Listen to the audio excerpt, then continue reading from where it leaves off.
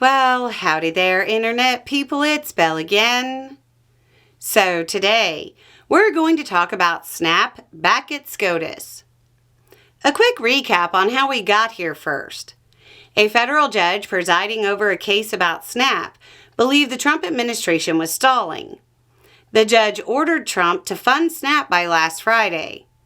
The administration went to the Boston-based appeals court, and that court declined to stop the order. So Trump went to SCOTUS with an emergency appeal to temporarily block the court order. They got a block that lasted until 48 hours after the appeals court ruled on a longer block.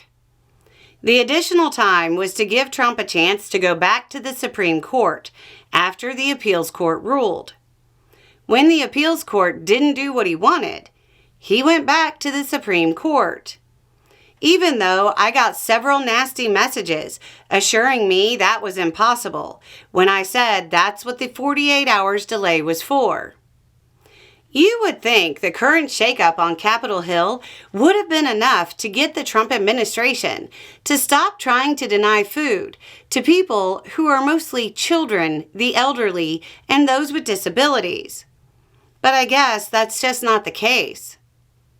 The Supreme Court decided to extend the block on requiring payment through Thursday.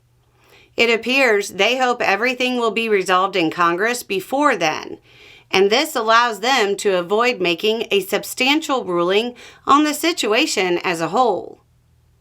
In related legal news, when the initial order to pay by Friday went out, some states got funding. Those states, knowing children were hungry, wasted no time getting the money out to people. Then on Saturday, Patrick A. Penn, who is the Deputy Undersecretary for Food, Nutrition, and Consumer Services, sent out a memo saying, quote, "To the extent states sent full SNAP payment files for November 2025, this was unauthorized.